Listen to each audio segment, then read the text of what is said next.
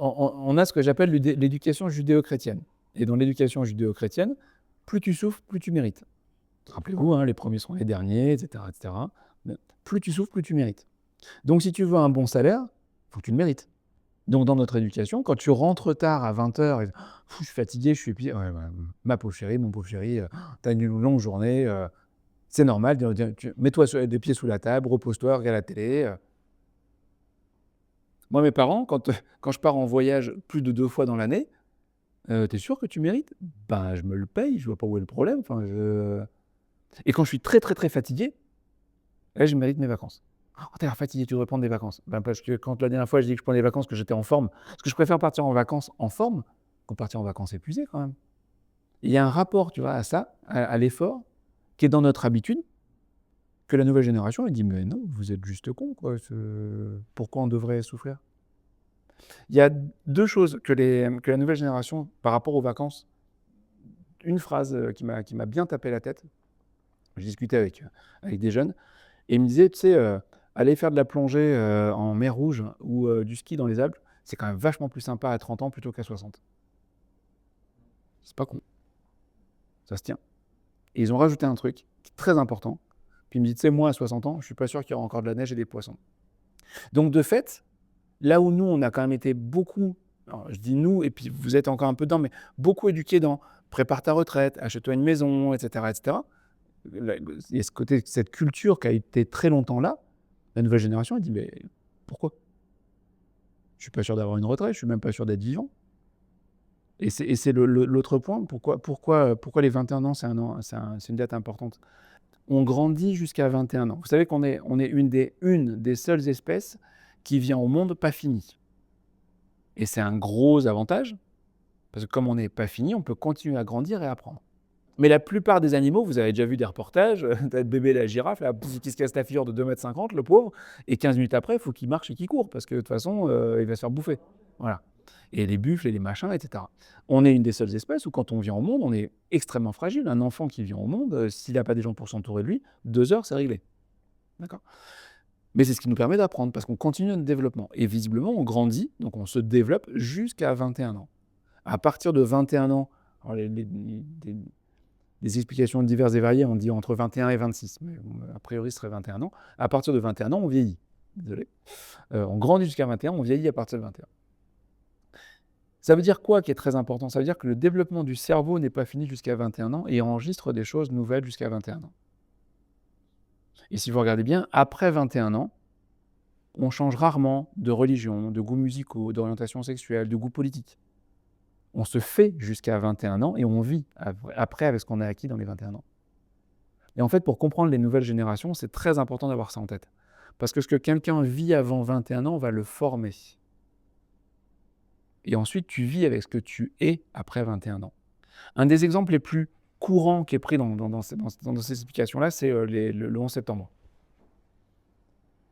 Si avant le 11 septembre, enfin, tu as 21 ans avant le 11 septembre, ta résilience n'est pas la même. Tu vois ça comme un peu un spectacle, c'est choquant. Le 11 septembre, on se rappelle tous de où on était, etc. Mais c'est choquant, mais tu fais avec. Quand tu n'as pas 21 ans et que tu vis ça, tu intègres dans ton fonctionnement que le terrorisme est un risque pour ta vie. Et on voit bien qu'avant et après le 11 septembre, par rapport en génération, le rapport au terrorisme est totalement différent. Dans un cas, c'est dans les films, limite, même s'il y a le 11 septembre qui est choquant, ça n'empêche rien. Dans l'autre cas, c'est une réalité et un risque potentiel. Pour l'anecdote, statistiquement, vous avez plus de risques de vous faire bouffer par un requin que de vous faire tuer par un terroriste. Mais, médias jouant, l'inquiétude des terroristes est vachement plus importante. On revient, tu vois, sur la relation humaine, on est quand même vachement plus touché par l'humain. La statistique des gens, je pense que des gens à l'autre bout de la France ont oublié qu'il y a eu des attentats à Strasbourg. Les gens à Strasbourg qui connaissent des gens à Strasbourg s'en souviennent. Parce que l'humain, la relation, l'émotion va être bien plus importante que la statistique, que l'information.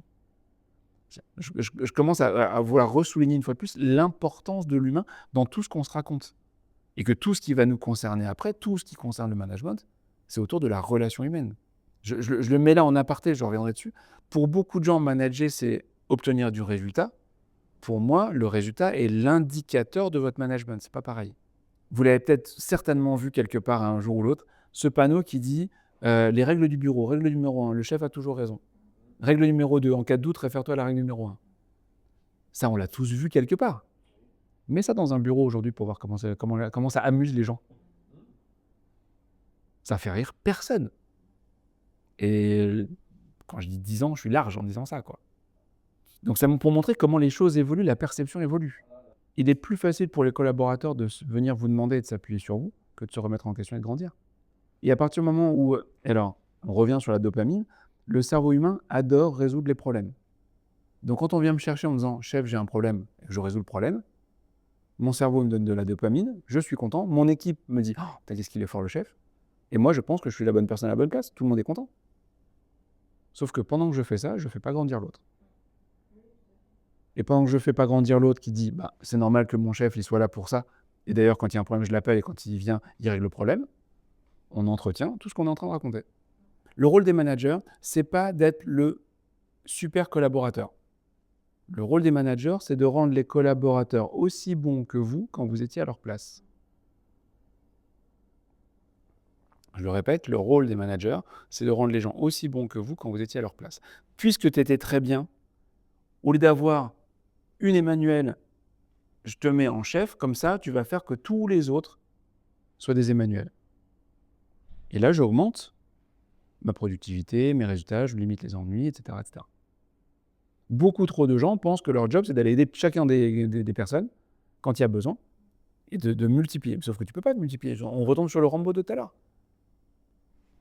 Donc, il faut apprendre à prendre du recul. Et c'est très bien ce que tu as fait. L'exemple est très bien. Je viens, je regarde, je donne un avis, j'aide les autres à réfléchir pour qu'ils apprennent, eux, à faire. J'adore parler des cas concrets. Sauf que dans 90% des cas, les cas concrets dont on parle ne sont qu'une minorité. Il y a un point important, ça s'appelle la loi de Pareto. On va se mettre d'accord tout de suite là-dessus. La loi de Pareto, c'est la loi des 20-80. Vous connaissez, déjà entendu parler ? La loi de Pareto, alors pour le petit historique, histoire d'eux, Pareto, c'était un économiste écossais, je crois, qui s'était rendu compte que 80% des terres de l'Écosse appartenaient à 20% des propriétaires. Et quand il a fait une petite étude là-dessus, en Europe, d'autres ont regardé et on s'est rendu compte que c'était à peu près les mêmes proportions partout en Europe. Et cette loi, elle est redevenue vraiment à la mode dans les années 80-90, dans le travail, surtout dans la grande distribution, où on s'est rendu compte que 80% du chiffre d'affaires d'un supermarché, c'était 20% des références. Et que quand tu rentres dans un rayon, 80% du chiffre du rayon, c'est 20% des références du rayon. Si je dis pâte à tartiner, tu peux avoir un rayon complet, tu en as une qui te vient en tête. Sur les bières, c'est pareil. Et les sodas, etc. On s'est rendu compte que 80% des appels au service après-vente, c'était 20% des clients. Et on retrouve cette statistique de 20-80 à peu près dans tout. C'est une loi, ce qu'on appelle une loi universelle. J'ai appris il n'y a pas longtemps que 80% des feuilles qui forment l'humus, c'est 20% des espèces des arbres. Tu la retrouves partout. Et en management, je me suis rendu compte que 80% de la charge mentale du manager, c'est 20% de l'effectif. Sur un groupe de 10, j'en ai 2 qui me prennent la tête. Je réfléchis par rapport à ces 2-là et je prends mes décisions par rapport à ces 2-là. Je ne la prends pas par rapport aux 8 qui bossent, je la prends pas par rapport aux 2 qui me prennent la tête. Et ça, c'est une grosse erreur qu'on fait. Parce que le message inconscient que j'envoie, c'est que pour que je m'intéresse à toi, il faut que tu sois un problème. Je passe plus de temps, je discute plus, je prends de mon énergie plus souvent avec ceux qui me posent problème qu'avec le reste. Un schéma que j'ai vu souvent, que je raconte parce qu'il est ultra classique, mais pour que vous en rendiez compte. J'ai mon équipe de 10 et j'en ai 2 qui me prennent la tête. Et on prend une décision sur une machine, sur une organisation. Et là, toute l'équipe me dit « Oh là là, Marcel et Fabienne, ça va être chaud. » Ouais, je sais, j'ai déjà pensé depuis hier, mais je vais aller les voir, je vais leur en parler. Et toute l'équipe me dit « Écoute, c'est bien. De toute façon, c'est ton job de manager, on attend ça de toi. Nous, on va faire le boulot. Puis bonne chance avec Fabienne et puis Marcel. Hein, Et je vais voir Fabienne et Marcel, je négocie avec eux. Ils acceptent de faire une partie. Et je retourne voir l'équipe, et bon, c'est bon, ça s'est bien passé, ils vont faire ça, ils vont faire « Ah, c'est cool. Bon, il y a tel ou tel point, ils ne sont pas d'accord, il y a tel horaire, ils ne veulent pas faire. » Et là, mon équipe qui est très motivée me dit « Écoute, on va faire, on s'en occupe. C'est bon.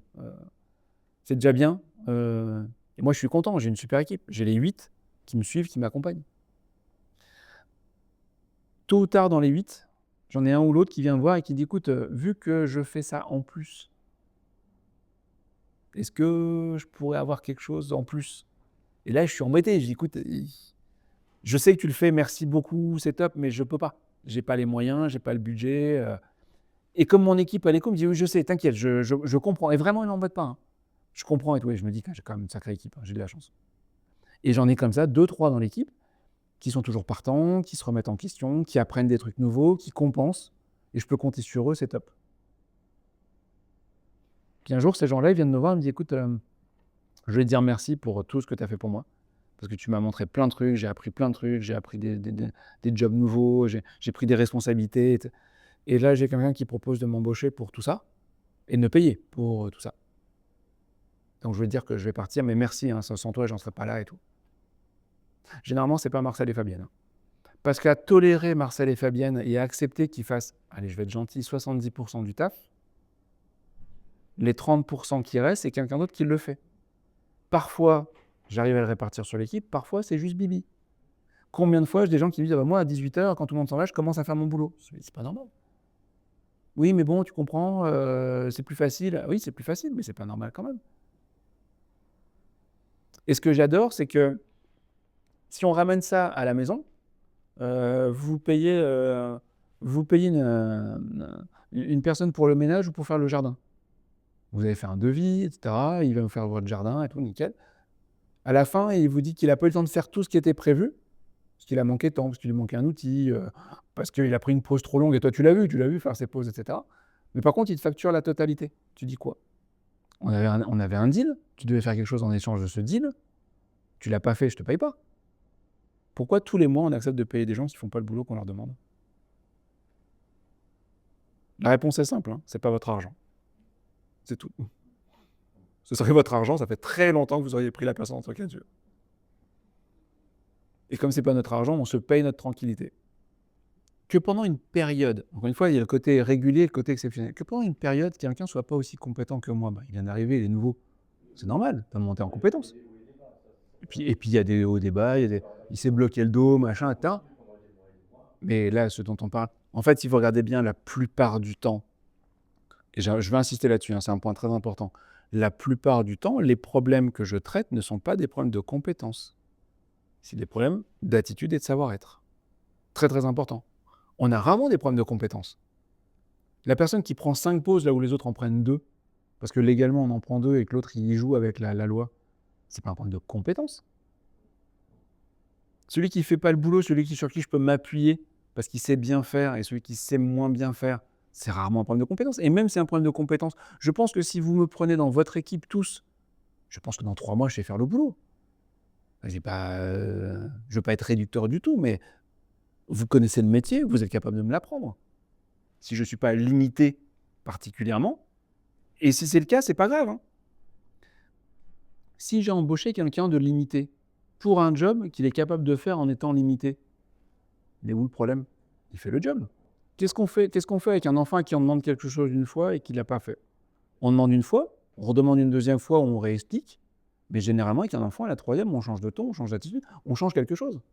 Quand les gens me disent: «Ah mais lui, ça fait 20 fois que je répète», ben, en tant que manager, ça fait 18 fois de trop. La faute ne vient pas du gars.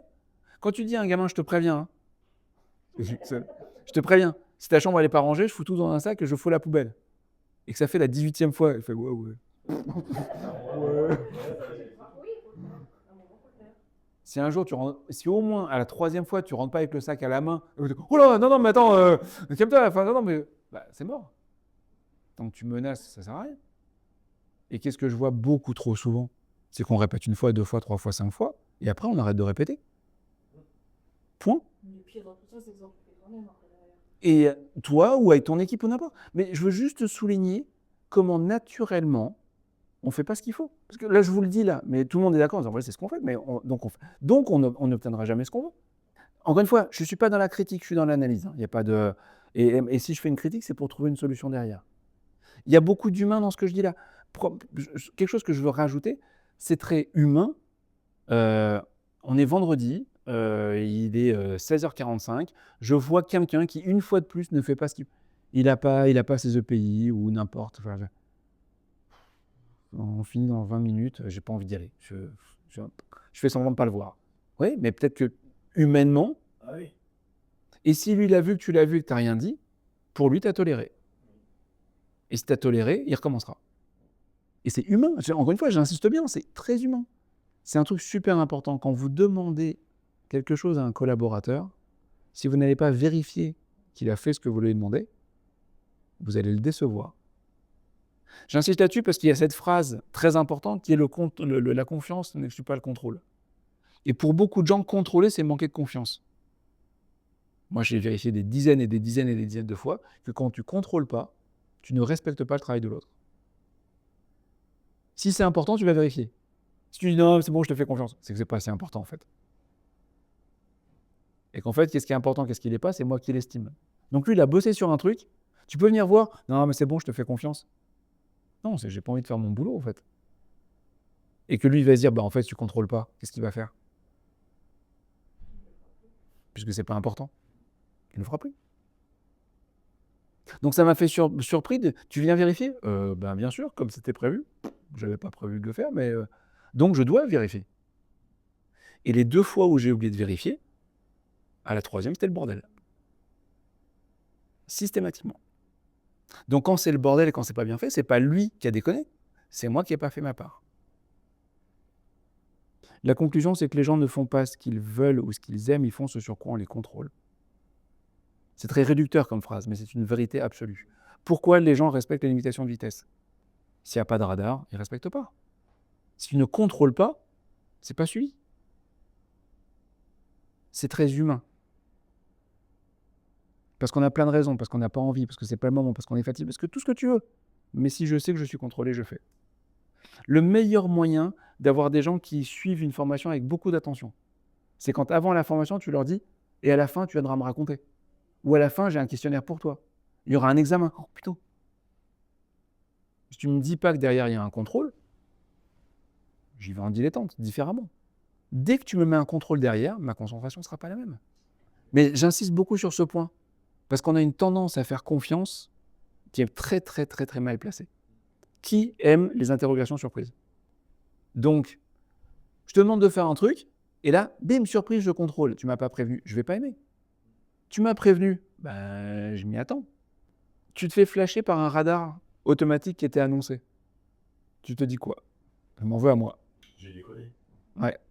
Tu te fais flasher par un radar avec un flic caché derrière un poteau dans un fourré. C'est le même radar, c'est la même infraction, c'est votre faute de la même manière. Ce que je veux juste souligner, c'est que quand le contrôle est annoncé, je m'en veux à moi. Quand le contrôle est surprise, j'en veux à l'autre. C'est systématique. C'est systématique. Donc, tu as très bien fait de le dire. Si j'annonce qu'il y aura, que je te demande de faire quelque chose, et que je te dis que je viendrai contrôler dans 2 heures, comme ça, et que ce que je m'attends à voir, c'est ça, pas de surprise. Ben, c'est fait, c'est respecté, c'est très bien. C'est fait, c'est respecté, je suis très fier.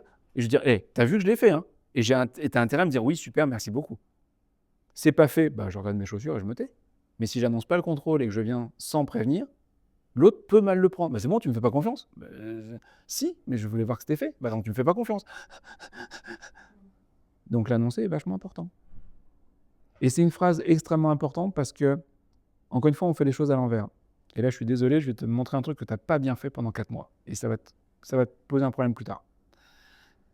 Par rapport à ce qu'on vient de dire là,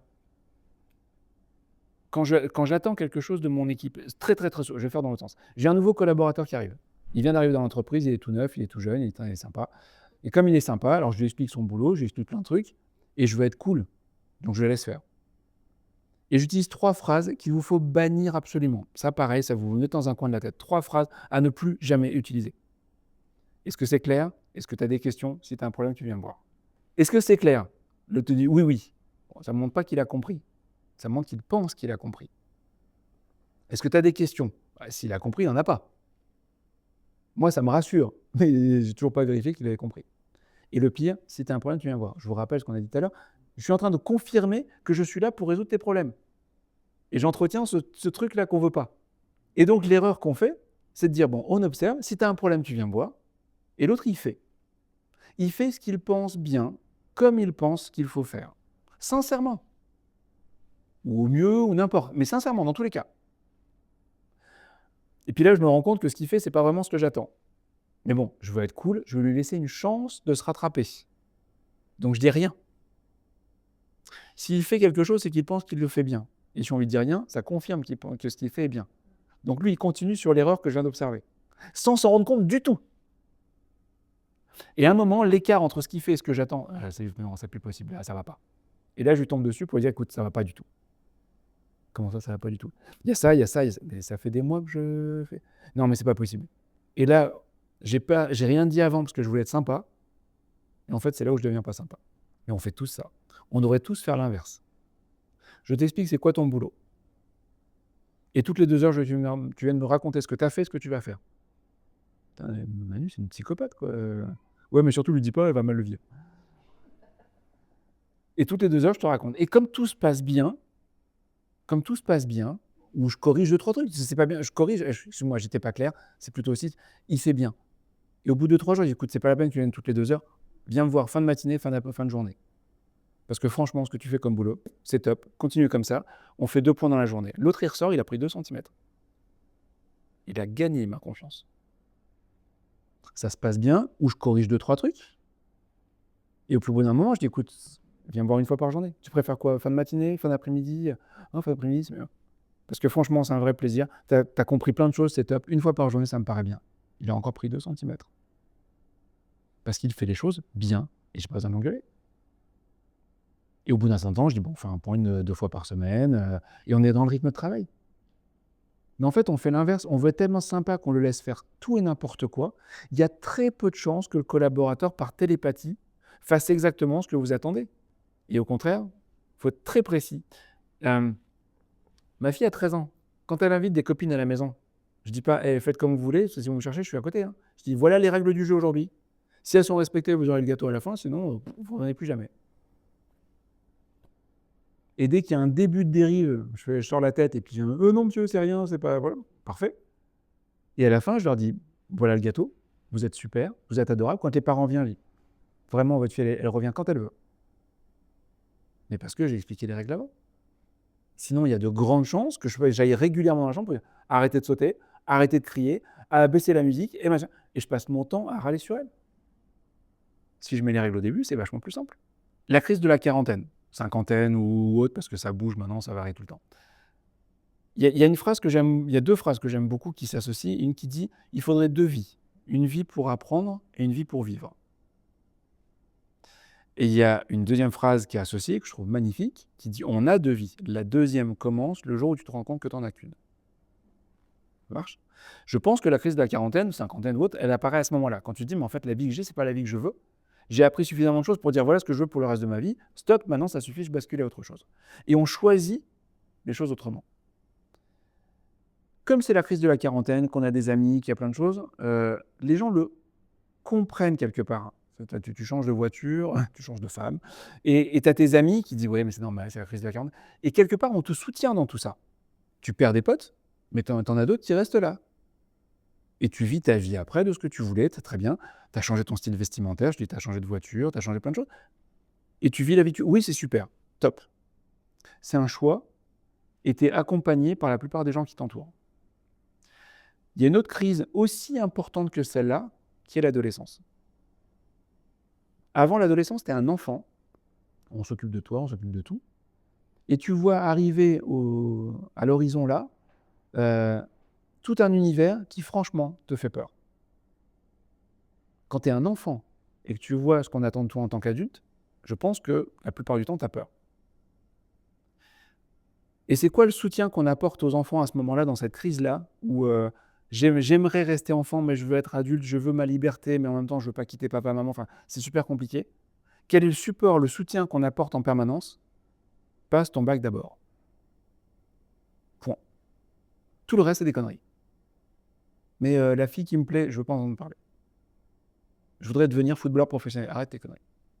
Tout ce qui peut me donner envie, tout ce qui peut me faire rêver, tout ce qui me ferait faire des conneries pour être ce que je veux être, et qu'on comprend dans la crise de la quarantaine, putain, mais c'est quoi cette couleur de cheveux? Bah, j'avais envie. Ok, bah écoute, pourquoi pas, t'as raison, tu peux te le permettre, c'est ton âge. Je rentre à la maison avec une couleur de cheveux un peu surprenante. Je parle juste des cheveux, je parle pas d'un tatouage, je parle juste de la couleur des cheveux. On va pas me dire, écoute, t'as raison. Ouais, mais on va pas me dire, t'as raison, tiens, c'est l'âge pour le faire, tente ton truc, pourquoi pas.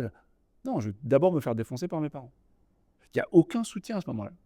D'accord ? Je le souligne juste parce que vous avez des gens qui sont encore en train de vivre ça. Par rapport à tout ce qu'on a dit tout à l'heure, où la maturité arrive plus tard, où le côté passé enfant-adulte arrive plus tard, etc., vous avez des adolescents que vous devez rendre adultes. Attends, tu peux pas dire ça, ils ont 26 ans. Je maintiens. Et c'est des gens qui ne savent pas c'est quoi la vie d'après. Un adolescent, c'est quelqu'un qui est en panique. Il a tout compris. Vous êtes has-been, et en même temps, il est en panique sur la suite. Et il doit faire des choix importants pour la suite de sa vie. Tu mets tout ça dans un cocktail, c'est compliqué dans sa tête. On est passé par là, mais dans une période plus facile, je crois, sincèrement, il faut être honnête. Parce que prendre des décisions aujourd'hui, quand, comme on disait tout à l'heure, tu n'es pas sûr dans 20, 30, 40 ans, la planète sera encore habitable. Tu es optimiste ou pessimiste en attendant, c'est quand même dans ta tête. Tu as vécu un Covid. Et le Covid, c'est un truc de science-fiction aussi, ça.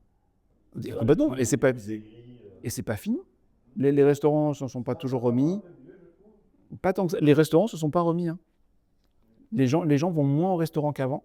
Il y a ça aussi. Mais en fait, peut-être pas ici, mais les Uber Eats, les trucs comme ça, les Deliveroo, ça marche à fond. Les gens, quelque part, préfèrent recevoir. Ça coûte moins cher aussi de manger à la maison, mais tu te fais livrer beaucoup plus facilement qu'avant, tu sortais. Il y a quand même il y a un avant, il y a un après Covid. Il y a un avant, il y a un après Covid. Ouais, c'est possible que ville et pas ville, enfin, ça soit différent, tu vois. Mais il y a un avant, il y a un après Covid, ça c'est sûr. Et ce que je veux relever, je reviens encore une fois sur les générations. Tu as 15 ans, tu vis le Covid. On se doute bien que tu ne le vis pas de la même manière que si tu as 30 ans, quoi. Tu as 30, 35 ans, tu vis le Covid, tu es enfermé chez toi avec ta PlayStation et tes pizzas, tu as ton salaire qui est payé. Quelque part, tu trouves ton compte. Si tu as un balcon ou tu as un peu de jardin et que tu aimes faire du sport, c'est pas si grave que ça. Tu as 15 ans, tu n'as pas de potes. Et quand tu veux sortir autre, tu fais non, c'est pas du tout le même délire. Et ta relation, ta création, quand tu as 15 ans et tu crées ta relation avec les autres, et pendant 1 ou 2 ans, on te dit non, mais tu sors pas, tu vas pas en boîte, compliqué. Tu commences, tu as 19 ans, 20 ans, tu viens de finir tes études, et tes 2 premières années de travail, c'est chez toi en télétravail. Tu découvres le travail par le télétravail. Et 2 ans après, on dit, écoute, maintenant, viens sur place. Pourquoi ? Pour travailler. Ça fait 2 ans que je travaille. Moi, j'ai pris des habitudes, c'est que je me lève à peu près 15 minutes avant qu'on commence à bosser. Je suis en pyjama toute la journée. Je me fais une pause et je me fais mon petit déj, mon machin. Et là, tu me dis, mais pourquoi ? Vas-y pour m'expliquer que c'est pour travailler. Je travaille, j'ai déjà eu un salaire, j'ai déjà eu un retour, j'ai des clients, de quoi tu me parles ? C'est juste pour montrer que ce référentiel, c'est pas du tout le même. Donc, je prends l'exemple du Covid, mais là, ça fait combien de temps qu'il y a la guerre en Ukraine ? 3 ans. Ouais, 3 ans. Ouais. Oui, non, ça commence. Mais 3 ans en Ukraine. Ce que je veux dire, c'est qu'il y a des gamins. Et pareil, je prends 15. J'aime bien l'âge de 15 ans parce que tu rajoutes 3 ans, ça change tout. 15 ans, 18 ans, c'est rien à voir. 15 ans, t'es encore un jeune, enfin, t'es un enfant. 18, t'es un adulte. Quel que soit l'âge. Mais 15 ans, tu découvres du jour au lendemain que demain matin, tu ne vas peut-être pas te réveiller parce que tu auras peut-être pris une bombe nucléaire sur la gueule. Nous, on a été protégés de ça jusqu'à 21 ans. Donc, encore une fois, dans notre perception, comme on se crée jusqu'à 21 ans, le risque, il est minime. Il est là, mais bon, voilà, on a vécu jusque-là, ça nous a stabilisé. Tu grandis en te disant, on commence à dire qu'on a vécu une période de 80 ans de paix, c'est exceptionnel, c'est formidable, soyez contents, donc maintenant c'est fini. Nous, on vit ça en disant, attends, on a eu 80 ans de paix, ça fait 50 ans, ça devrait encore tenir, quoi. Ma croyance, c'est que ça va tenir, puisque j'ai été éduqué avec ça. Si mon éducation, c'est me dire, de toute façon, il y aura une guerre. Il est impossible que tu finisses ta vie sans qu'il y ait une guerre sérieuse. Et ton état d'esprit, c'est pas le même. Et quand tu as 18 ans, tu viens travailler en te disant qu'à tout moment, il y a une guerre nucléaire qui peut démarrer, t'imagines bien que ton implication dans le travail, elle est relativement pas pareille. Mais toi, tu dois bosser avec. J'insiste, c'est pour ça, si on ne cherche pas à comprendre ce qui se passe dans la tête de l'autre, je peux vous donner tous les outils que vous voulez en management, ça servira à rien. Et de fait, tu as besoin de comprendre ce que l'autre a en tête pour pouvoir avoir une chance de travailler avec lui. Et c'est là une des grosses différences entre il y a 30 ans, où en gros, il y avait une phrase qui passait, quand tu n'es pas content, tu t'en vas. Non, mais c'est bon, ça va. Bon, alors retourne bosser. Fin de la discussion. Aujourd'hui, tu ne peux plus faire ça. Si tu te dis ça, non seulement il se barre, Et puis, t'es pas sûr de retrouver derrière, enfin, tout est compliqué. Il y a un très bon bouquin qui s'appelle Toxic, alors je me rappelle plus de qui est un auteur américain qui a étudié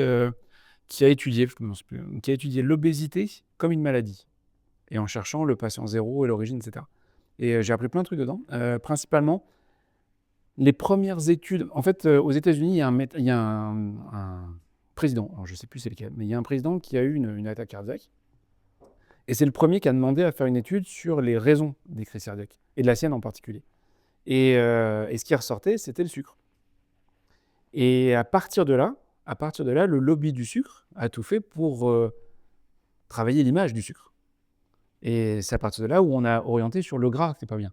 Le sucre, c'est pas top, mais le gras, c'est pire, alors que c'est pas vrai du tout, en fait.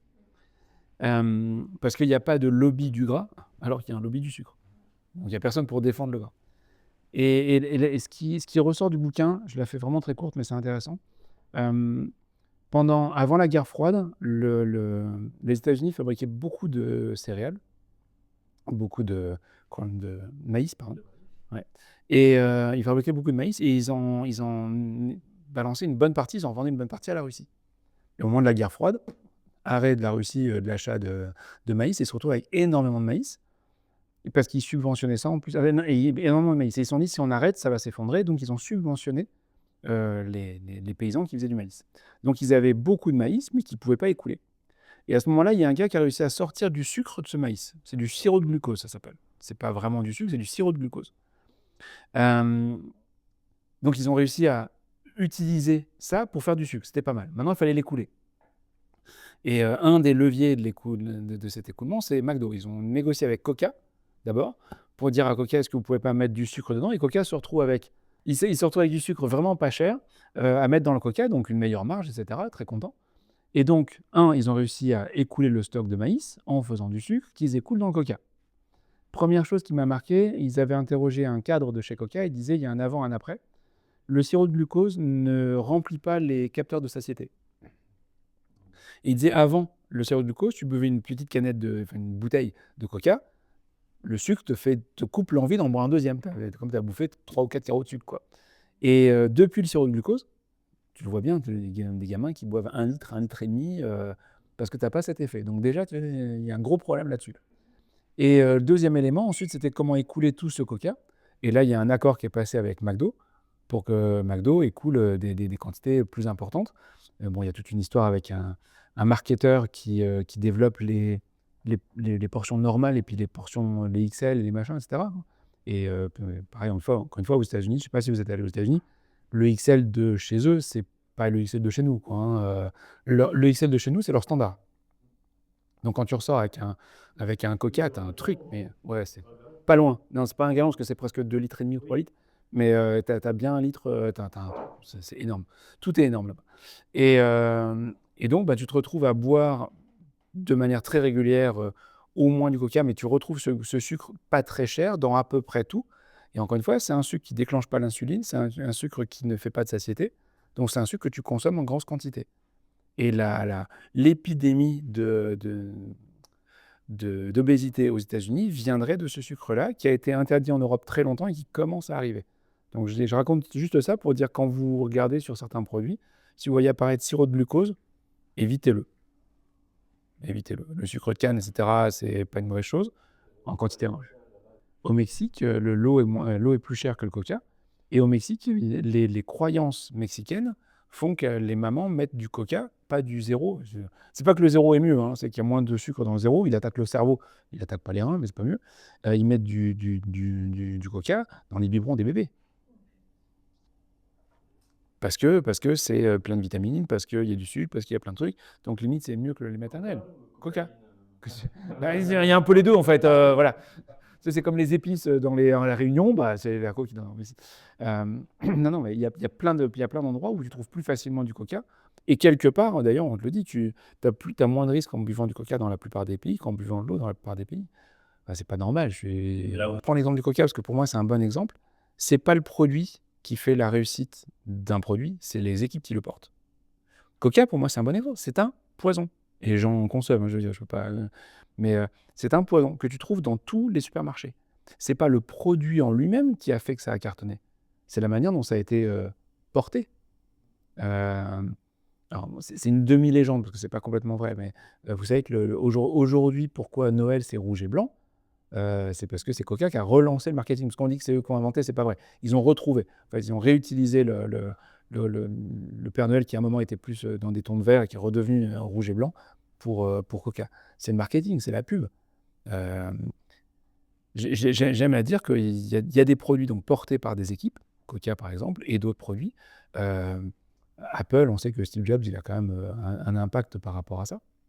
Et puis, vous connaissez peut-être, vous, un gars qui a un truc miracle dans son garage, un produit pour tuer toutes les mauvaises herbes qui marche super bien, et ce produit va mourir avec lui.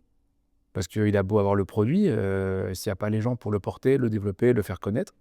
Voilà. Et c'est pour ça que le slogan de ma société avec mon associé, c'est l'humain est la solution à tous nos problèmes. L'humain est la solution à tous nos problèmes. Quand on a de l'humain, quand on utilise les différents cerveaux, quand on est dans la complément, tout ce que je vous raconte, on trouve des solutions à tout. À tout. Et à l'inverse, quand on n'arrive pas à communiquer, quand on n'essaie pas de comprendre l'autre, les guerres de religion sont là pour le prouver. Vous savez ce que veut dire l'étymologie du mot religion? Qu'est-ce que veut dire religion? Quand on le sait, c'est évident après. L'étymologie du mot religion, c'est relier les gens. Voilà, ça se tient bien, tu vois. Et en fait, tous les livres sacrés, tous les dogmes de religion sont des modes d'emploi de la société. Tu ne tueras point. Et c'est ça. Et en fait, c'est ça, pour ça, c'est un des sujets. Ça fait partie de tout ce qu'on se raconte là, tu vois. C'est comment la différence de l'autre me pose problème alors qu'elle est complémentaire. Les 3 livres sacrés partent les 3 de la même chose. Aime ton prochain. Les 3 livres sacrés, donc la Bible, la Torah et le Coran. Et les autres livres, comme les textes sacrés des Indiens, etc., on retrouve la même chose. Aime ton prochain. En clair, travaille ta relation avec l'autre. C'est la base. Si ta relation avec l'autre, elle se passe bien, tout va bien se passer. Tu vis dans un lotissement, tous les voisins s'entendent bien entre eux. Tout le monde connaît les enfants de tout le monde. D'ailleurs, quand il y a un enfant qui fait une connerie, il y en a un qui regarde de travers, l'enfant dit « Pardon madame », il s'arrête là, et tout va très bien. Tu vis dans un immeuble ou dans un lotissement où chacun vit dans son coin et personne n'aime personne. C'est le bordel. Et c'est pas l'environnement qui change. Pour reprendre par rapport à tout ce qu'on s'est raconté et qu'on est en plein dans le sujet, l'évolution des mœurs, si on veut dire, mais de la relation du couple, pareil, regardez en 20, 30, 40 ans comment ça a changé. Moi, je me suis retrouvé au chômage. La première fois que je me suis retrouvé au chômage, je devais avoir 33, 34 ans. 33, 34 ans. Mauvaise période pour moi. Je me retrouve au chômage, je divorce de ma femme, je vends la maison et je retourne chez mes parents. Je sais pas pour qui ça a été le plus dur entre eux et moi, mais c'est pas un super souvenir. Et je me rappelle d'une fois, il fait un temps un peu comme aujourd'hui, il est 15h, je suis à la maison, je me prépare pour aller courir. Et je descends, ma mère me dit « Tu fais quoi ?» Je dis « Je vais aller courir. » « Bah non, pas maintenant. » Je dis « Pourquoi je peux pas aller courir maintenant ?» Et je cherche. Je me dis « Parce que sinon les voisins vont voir que tu n'as plus de travail. » Et oui, c'était il y a 30 ans. Aujourd'hui, quand tu es au chômage, et que tu dis « Bon alors, tu es au chômage, tu vas faire quoi ?» Déjà, je vais prendre un mois. Ah ouais, t'as raison. Ouais, D'accord? Grosse évolution. Encore une fois, pas de critique, observation. Quand à un moment tu perds ton emploi, ton objectif c'est d'en trouver un très vite. Aujourd'hui, c'est plus le cas. Aujourd'hui, c'est de trouver le job qui va te plaire. Tu vas pas te jeter sur le premier. Merci le chômage, parce que tu n'es pas obligé de prendre n'importe quel travail. Il y a une étude qui a été faite pour montrer que toute étude dans tout pays confondu, ce qui ressortait, c'est que plus le système d'allocation était confortable, plus le retour à l'emploi était long. C'est logique, quoi. Voilà. Mais de fait, voilà, ça joue quand même. Et dans notre problématique aujourd'hui, quelque part, là où avant, tu as un collaborateur, et le collaborateur, parce qu'il ne fait pas le boulot, tu menaces de dire écoute, tu vas prendre un avertissement, puis on te fout dehors, et puis voilà. La personne dit non, je ne veux pas. Les répercussions, l'image, les voisins, enfin, tout ce que tu veux, fait qu'il dit non, je vais quand même faire un effort. Aujourd'hui, vous l'avez dit, vous dites, faites une remarque à quelqu'un, il dit tu me l'en fais une deuxième comme ça, je m'en vais. Elle est où la menace? Elle est inversée, en fait. C'est problématique. On a plus... Quelque part, c'est très bien. C'est très bien qu'on n'ait pas peur de perdre son travail. Il n'y a rien de plus angoissant que de se retrouver au chômage, de devoir peut-être vendre sa maison, enfin toutes les répercussions que ça peut avoir. C'est très bien qu'on soit protégé. Mais on a l'autre extrême qui est non plus une protection, mais un confort. Non, mais ça, je ne veux pas le faire. Mais il va falloir que tu bosses à un moment. Ouais, mais j'ai encore 2 ans de chômage. Ah mais les 2 ans, c'est au cas où tu trouves pas, en fait, c'est pas des vacances payées, enfin et tout ça, c'est des vrais sujets. Encore une fois, pourquoi je vous parle de tout ça? Parce que j'essaye, autant que possible, de vous partager mon point de vue, parce que la différence, c'est que moi, je ne fais que rafraîchir, éclaircir des choses que vous avez déjà globalement en tête, mais qui sont des inconnus totales pour les jeunes dont on parle, pour les pas que les jeunes, il faut que j'arrête de dire les jeunes, pour ceux qui ont pas envie. Comme je disais en tout début d'échange, pour moi, le travail est une valeur. J'adore mon travail. J'aime mon travail et j'aime le faire. J'aime aider les gens à grandir. J'aime quand je vois des gens plus tard qui me disent: «Merci, ça m'a permis d'améliorer ma relation aux autres». C'est super, ça me fait plaisir. Je pense que quand on est maçon et qu'on repasse, 5 ans, 10 ans, 15 ans après devant une maison qu'on a fait ou qu'on a participé à faire, c'est une vraie fierté. Je pense que quand vous voyez les produits sur les rayons, vous vous dites: «Ah bah, c'est nous quoi». Enfin, tu ça développe quelque chose, tu es content. J'ai une voiture que je rêve de m'acheter, c'est une voiture américaine que je rêve de m'acheter. Je pense qu'elle aura plus de valeur si je peux me l'acheter grâce à mon travail que si on me l'offre ou si je gagne au loto et puis que je la paye comme ça. Ça a pas la même valeur. Donc tout ça, je pense que ça participe à grandir, à se sentir mieux dans sa vie. Et aujourd'hui, ce que je vois, c'est beaucoup de gens qui sont tristes dans leur vie, qui sont aigris, qui sont pas heureux, qui, encore une fois, qui vivent ça comme une punition. Vous avez un rôle de les aider à voir les choses autrement. Et on parlait du service militaire ce matin. Hem, on peut dire que l'éducation, les parents ont peut-être pas fait ce qu'il fallait pour, aider les gens à trouver leur position. On peut dire que l'école a pas fait ce qu'il fallait, discutable, mais il y a des choses à voir. Il y a plus le service militaire et c'est pas la panacée non plus, hein. Mais aujourd'hui, ce que je vois, c'est que les dernières personnes bien placées pour peut-être aider les gens à mieux vivre leur vie, c'est les managers. Et j'ai beaucoup de gens qui me disent: «Mais j'ai pas signé pour ça moi». Bah oui, mais vous avez pas le choix en fait. Il y a un rapport à la propriété qui a énormément changé. Moi, j'ai encore à la maison, parce que un petit peu nostalgique, j'ai encore 800 CD. Tu demanderas aux jeunes combien ils ont de CD à la maison. Combien ils ont de DVD à la maison. Quand on a, il y a un côté un peu nostalgique, tu vois, si tu les gardes en souvenir de quelque chose comme ça. Mais pourquoi ce que je veux dire, c'est que le rapport à la propriété en général, le rapport à la propriété, tu parles de la maison. Et comme tu dis, c'est plus ma maison, c'est une maison en attendant la suivante. Hein. Et je sais qu'il y a une raison économique. Et encore, aujourd'hui, il y a de plus en plus de gens qui préfèrent louer. Parce que louer, tu n'as pas d'ennui. Tu as un problème, tu rends les clés, tu vas ailleurs, point. Tu te simplifies, tu payes pour ça. Avoir des CD, il faut les ranger, il faut les stocker. Aujourd'hui, tu as un téléphone, tu as un abonnement, soit Deezer, Apple ou n'importe. Et puis, tu as tous les CD que tu veux quand tu veux. Tu veux regarder un film, pourquoi avoir le DVD? De toute façon, tu as accès à 2 plateformes que tu as choisies. Tu as tous les et en fait, on se retrouve à louer énormément de choses provisoirement plutôt qu'être propriétaire. Et il y a encore une fois, j'insiste, c'est un rapport à la propriété. Pourquoi je dis ça? Parce que là où on voulait s'acheter quelque chose qui avait de la valeur, aujourd'hui, j'ai besoin de moins d'argent parce que soit je loue quelque chose, donc j'en paye qu'une partie de la valeur, donc je peux avoir «autant» entre guillemets pour moins, au moins sur un temps court. Je fais du crédit, je fais des choses comme ça. Ou alors je m'en passe tout simplement. Et puis, même, il y a un de mes mentors disait il y a très longtemps: «L'homme rêve de s'acheter ce qu'il ne peut pas se payer». L'homme rêve de s'acheter ce qu'il ne peut pas se payer. Et j'aime bien parce que d'un côté, tu as plein de personnes qui disent: «Non mais moi je veux pas, trop de responsabilités, je veux pas de boulot, je veux pas machin, ma vie me va comme je veux». Par contre, ils sont prêts à s'acheter des faux sacs Louis Vuitton, des fausses casquettes machin, des faux trucs. C'est-à-dire que tu veux t'acheter quelque chose de luxe, mais tu veux pas te donner les moyens de t'acheter le vrai. Tiens, encore une fois, le rapport à la propriété. À quoi ça sert de t'acheter un faux truc? Si tu es bien dans ta peau et dans tes valeurs, et tu en as pas besoin, et puis tu dis: «Bah, je veux pas me payer un faux, autant que je m'achète un vrai truc de mon prix et je vais m'acheter une paire de baskets, correctes, chez Puma plutôt que de m'acheter les Nike à 180 que j'ai pas envie ou je peux pas me payer». Et ben non, tu as des gens qui vont chercher la paire de Nike à 30 €. C'est quoi l'intérêt? Donc on retombe là par contre sur l'histoire de l'image. L'image aujourd'hui devient plus importante que la valeur en elle-même. Je vais avoir, 500 €, probablement que l'un l'autre, on va les mettre de côté, on va claquer peut-être 100 €, puis on garde le reste. 500 €, putain, je peux me louer une Lamborghini pour le week-end.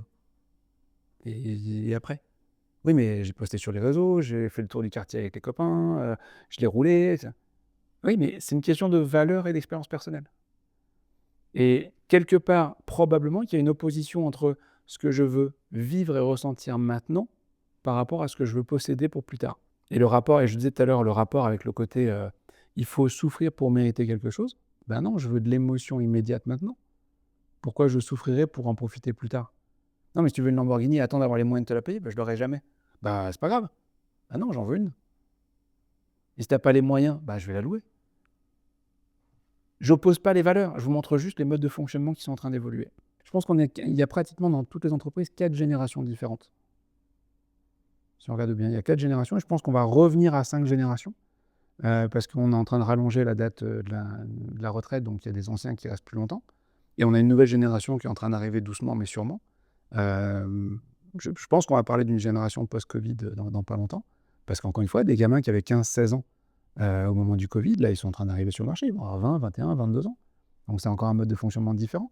On va avoir des gamins d'Ukraine dont je parlais tout à l'heure. Dans 3-4 ans, il y aura des gens qui auront eu 14 ou 15 ans avec une menace de guerre permanente, qui en plus auront été reconfirmées puisque maintenant ils ont 17 ans et puis on aura une deuxième guerre qui commence au Moyen-Orient. Et les journaux qui recommencent à dire « Oh là, peut-être que ça va péter du jour à l'autre. Est-ce qu'on n'est pas à l'aube de la Troisième Guerre mondiale ?» Et on répète ça, on n'a pas la certitude. Mais on le répète parce que on sait que ça avant, etc. Sauf que toi, tu as 15 ans, tu es devant la télé, tu entends tous les jours « On est peut-être à l'aube de la Troisième Guerre mondiale. » Tu construis ton schéma de pensée différemment que si ta préoccupation principale, c'est de te demander si tes copains sont dispo pour aller faire du vélo, quoi. Et donc ça, vous allez le récupérer plus tard. Aujourd'hui, la preuve a été faite que pour la première fois depuis toujours, les générations qui arrivent sont moins intelligentes que les générations précédentes. Jusqu'à maintenant, la génération suivante était toujours plus intelligente que ses parents. Accès à la connaissance, les écoles, le savoir, enfin tout ça, normal. Mais là, on a une tendance qui est en train de s'inverser.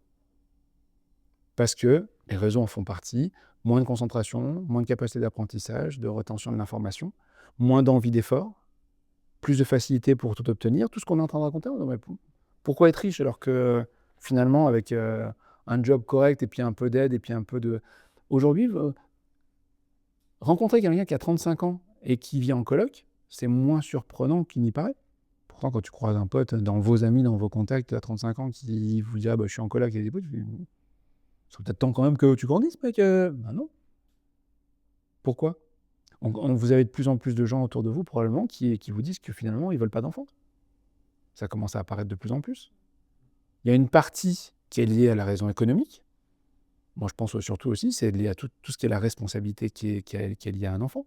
Et que dans le profil enfant-adulte dont on parle depuis tout à l'heure, trop compliqué un enfant.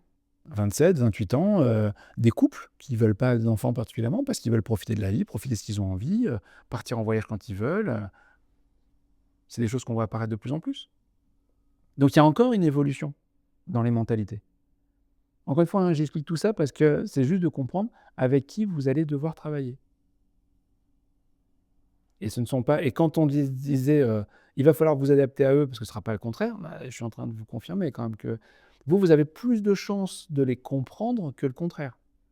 Vous avez le recul, la hauteur, je n'ai pas envie de dire l'intelligence, mais l'expérience de vie, qui est capable de dire, OK, je suis passé par quelque chose de similaire, ça s'appelait l'adolescence, je l'ai fait aussi, je peux comprendre ce qui se passe dans leur tête. La réciproque n'est pas vraie. Quand vous étiez ado, vous aviez tout compris et vos parents étaient has-been. Puis ils étaient pénibles. Et aujourd'hui, vous avez des ados pareils. Bon, sauf qu'ils peuvent avoir 35 ans. Ça, c'est encore une fois Il y a un terme que j'utilise beaucoup, qui vraiment, je vous invite à garder en tête, c'est le terme de maturité, encore une fois. Maturité. Plus que de génération, plus que d'âge, j'aime bien parler de maturité. Quand on réfléchit autour de la maturité, je trouve qu'il y a plein de choses qui deviennent assez évidentes. Tu fais un entretien avec quelqu'un, tu te demandes à la fin de l'entretien, mais est-ce que je le sens mature? Tu verras très vite que les 2 ou 3 personnes qui l'ont rencontré, les idées sont assez rapidement faites. On ne parle pas de est-ce qu'il est sympa, est-ce qu'il est intelligent, non, est-ce qu'il est mature? Et je crois que pour le savoir-être, la maturité est un des points les plus importants. Aujourd'hui, on ne sait pas mesurer cette maturité. Ça fait partie des choses que j'aimerais travailler, je n'ai pas encore eu le temps dessus, mais dès que j'aurai un peu plus de temps, je voudrais travailler une sorte de quiz, de test pour estimer, pour avoir un ordre d'idée sur la maturité de la personne. Et l'IA a commencé à m'aider pour ça marche bien. Mais vous imaginez, vous faites un entretien et puis vous pouvez estimer la maturité. Je pense que c'est vraiment le cas, sans juger. Le problème, c'est que quand on parle de maturité, on rentre vite dans le jugement. Moi, quelqu'un qui a fait du sport de compétition quand il était jeune, c'est une information intéressante. S'il a fait du sport collectif, c'est intéressant. S'il a des enfants, s'il n'a pas des enfants, c'est intéressant. Mais dès qu'on va rentrer là-dedans, on va attendre, mais tu juges en fait. Non, il a ses parents, il est orphelin, il les a toujours, ils sont morts, pourquoi quoi? C'est que des informations qui te permettent de comprendre comment la personne elle est escalée. Ce ne sont que des informations, parce que tu peux avoir des gens qui ont perdu un être cher et ça les a fait grandir, comme tu en as qui ont perdu un être cher, et c'est l'excuse pour tout ce qu'ils vont rater dans leur vie. Donc c'est pas une vérité absolue, quoi. Mais quand je vous dis que quand on vous colle une étiquette, vous collez à cette étiquette. Dans un cas, on dit bouge, t'es grande, tu peux faire quelque chose de ta vie. Dans l'autre cas, on dit oh là mon pot, j'ai plus de facilité à être victime. Ben, pourquoi j'en changerais? Et en fait, c'est le regard des autres qui me colle dans cette étiquette et qui m'enferme là-dedans. Et au bout d'un moment, quand tu vas en sortir, c'est pas toujours évident. Si vous regardez bien tout ce que je vous raconte, il n'y a rien de compliqué. Tous les exemples que je vous donne, ils sont simples. La difficulté de l'humain, c'est sa complexité, c'est-à-dire la somme de choses simples dont il faut tenir compte. Parce que tu prends un exemple, une raison de quelqu'un, et puis ton exemple, il est très bien. La même personne, les mêmes enfants, donc le même père, la même mère, mais ils le vivent différemment. Il y a un exemple que j'aime bien, exemple véridique, un gars qui travaille, qui est barista, qui fait des cafés au MGM Grand, Las Vegas, pardon. Donc à Las Vegas, il y a un grand hôtel qui s'appelle MGM Grand, et dans le hall, il y a un truc qui distribue des cafés. Et le gars que je suis explique qu'il va voir ce gars-là et qu'il prend un café. Et le gars lui demande comment ça va, comment il apprécie son séjour. Très sympa. Et donc, il discute avec lui en disant mais vous avez l'air souriant et tout. Enfin, vous aimez votre métier? Ah, j'adore mon métier. Je rencontre des gens qui viennent du monde entier. Je peux discuter avec eux. Ok, super. Il dit c'est très agréable d'avoir quelqu'un comme ça. Il dit mais vous faites c'est votre job principal? Il dit non, je suis employé ici, mais c'est pas suffisant. Donc je bosse aussi au Caesars Palace, qui est un autre un casino à Las Vegas. Il dit et ça vous plaît aussi? Ah non, là-bas c'est l'enfer. Mais pourquoi? Bah ici, quand les patrons, quand les responsables, quand les managers passent, ils me demandent comment je vais, comment ça se passe et qu'est-ce qu'ils peuvent faire pour m'aider. Quand je suis là-bas, on me demande combien j'ai fait de café, combien j'ai de servi de clients. Même métier, même ville, même contexte, mais c'est juste l'attitude de la personne qui va jouer. C'est juste pour montrer à quel point la relation peut changer plein de choses. On embauche les gens que pour 2 raisons. Dans tous les métiers, dans toutes les entreprises, il n'y a que 2 raisons pour lesquelles on embauche les gens. Parce qu'on a un problème de temps ou parce qu'on a un problème de compétence. Je développe mon activité, quelle que soit l'activité. Je vends des trucs, j'achète des trucs en Chine et je les vends sur Internet. Et je reçois ça dans mon garage et je gère ça dans mon garage. Je le fais tout seul, je n'ai embauché personne, ça marche. Ça marche tellement bien qu'à un moment, je ne m'en sors pas. Mes journées sont trop courtes. Et je me couche de plus en plus tard pour devoir tout gérer, entre les réceptions, les commandes. Je vais embaucher quelqu'un, mon petit cousin, le voisin, n'importe, pour lui dire, écoute, est-ce que tu veux bien t'occuper d'une partie du travail? Je t'explique le truc le plus simple, probablement la réception des colis et puis la mise en colis le soir. Et grâce à toi, je vais gagner du temps. Je t'ai formé et j'ai plus besoin de le faire. Merci, je n'ai plus de problème de temps grâce à toi. Ou alors, je vais avoir un problème de compétences, parce que c'était très bien avec mon petit cousin, mais maintenant, c'est plus mon garage, c'est un entrepôt. Ils sont 4, les camions, c'est plus gros, puis en plus, on envoie quelques fois à l'étranger. Alors, les douanes, ça m'a rendu fou. Donc, j'embauche quelqu'un qui va gérer cette partie-là. Je ne le forme pas, je lui donne le problème. D'accord? Cohérent avec ça? Donc, dans un cas, j'avais un problème de temps, j'ai embauché quelqu'un pour régler ce problème de temps. Dans l'autre cas, j'avais un problème de compétences et j'ai embauché quelqu'un pour régler ce problème de compétences. Dans les 2 cas, quand j'embauche quelqu'un, c'est pour régler mes problèmes, pas le contraire. Si la personne revient en me disant je ne sais pas comment faire le bordereau d'envoi là, à l'étranger, mais mec, je te paye pour ça. Ah, mais je ne sais pas faire parce que ce pays-là. Démerde-toi, renseigne-toi, je cherche, va sur Internet, demande à l'IA, je sais pas, mais. Si moi, par contre, je dois passer 2 heures ou 3 heures le soir à trouver la solution pour lui dire le lendemain, c'est bon, j'ai trouvé la solution. Et lui, il va penser que c'est normal. Et le lendemain, il va me dire, écoute, j'ai un autre problème avec un autre pays, tu peux regarder ce que tu avais fait. Et je me retrouve à faire son boulot. Et je ne le fais pas grandir. Lui, il est certainement très content. La relation, elle est bonne, je l'apprécie. Mais est-ce qu'il m'aide vraiment? Je me retrouve à un moment, moi, piégé. Et j'essaie juste de vous souligner tous les réflexes qu'on a. Et vous savez d'où est-ce qu'on a chopé tous ces réflexes? Pourquoi quelque part, on n'est pas tous des bons managers? En fait, globalement, vous managez comme vous avez été managé. Vous prenez l'exemple que vous avez subi et vous le répétez. L'être humain, contrairement à ce qu'on peut penser, on n'a pas une très grande imagination. On est très bien pour copier, mais on ne sait pas beaucoup inventer. Les inventeurs ne sont pas nombreux. Les gens qui créent un objet ou qui créent un mouvement, un style musical ou autre, il y en a très peu. Quand Elvis Presley il a débarqué, c'est un extraterrestre. Enfin, c'est une exception qui crée un mouvement. Pourquoi? Parce que la plupart des autres se contentent de copier ce qui existe déjà. Notre cerveau est fait pour apprendre par mimétisme. Comment vous avez appris votre langue maternelle? T'écoutes et tu répètes. C'est tout. Et c'est valable même plus tard. Tu vas dans une région, tu vas dans un pays. Tu vas passer 1 an et demi au Canada. Quand tu reviens, on va dire t'as un accent. Non, c'est pas vrai. Mais en fait, et t'as pas pris des cours, t'as juste entendu, et t'as répété, et puis à un moment, t'es rentré dans le rythme. Pourquoi on éduque nos enfants comme on les éduque? Avec ce qui est bien et ce qui est pas bien. Alors il y a des évolutions quand même. Je pense qu'on n'éduque pas exactement pareil. Parce qu'on a lu des choses, parce qu'on a eu des conseils, parce qu'on est deux, parce que nos parents nous ont donné un modèle, à moi, mais ma femme a eu le modèle de ses parents, donc on va faire une espèce de mixte qui va faire évoluer l'ensemble. Quelque part, dans tout ce que je raconte là, enfin, par rapport à tout ce que je raconte, moi, Montessori, je trouve ça très bien. Parce que Montessori, si vous regardez bien, il y a beaucoup de critiques qui sont faites dessus. Mais en fait, il y a des systèmes qui sont très clairs, avec des règles qui sont très claires, et des punitions qui sont prévues. Sauf que ce qu'on voit... Vous avez entendu parler de l'entreprise libérée? C'était un truc qui était très à la mode il y a une petite dizaine d'années maintenant. Il y a des entreprises qui ont dit, moi je laisse faire les collaborateurs, ils ont enlevé les contremaîtres, les managers, etc. On laisse faire les gens qui sont en pleine responsabilité, et on n'a jamais eu d'aussi bons résultats, et si peu de turnover.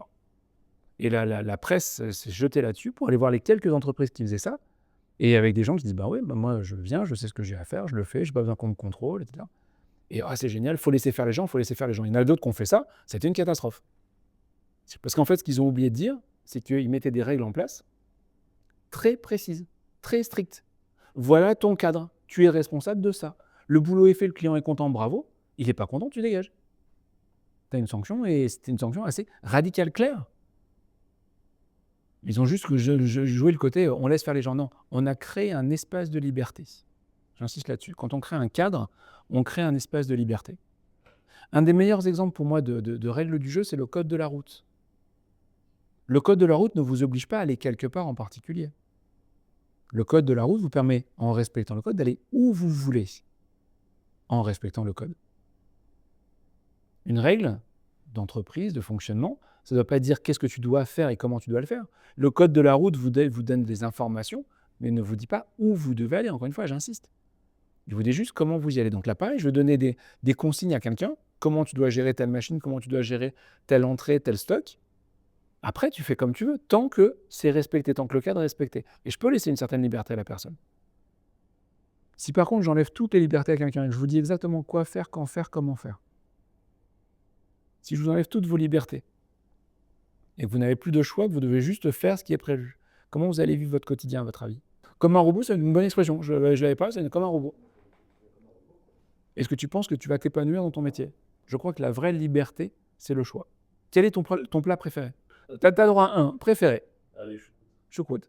Et bien là, pendant les 2 prochaines années, midi et soir, choucroute. le transit. Déjà, vaut mieux que tu vives seul, on est d'accord. Voilà. Mais voyez bien, enfin, tu vas certainement, c'est ton plat préféré, tu vas certainement t'éclater les 3 premiers jours. Assez rapidement, tu vas t'épuiser de ça. Je t'enlève le choix, même pour le truc qui te plaît le plus. C'est quoi ton jeu préféré? Ah, j'adore le Monopoly. Ok, tous les dimanches, on va jouer au Monopoly. Ouais, c'est cool, mais bon, bah bof. Dès qu'on t'enlève le choix, tu as quand même un gros impact. Et donc là, qu'est-ce qu'on dit? Il y a plein de collaborateurs, on les fait venir, on leur donne un job, et on aimerait que on espère, on croise des doigts, que pendant les 10 prochaines années, ils vont faire le même job tous les jours. S'il le fait, il va dépérir, il va flétrir, et il ne donnera jamais toute l'énergie que tu peux attendre de lui.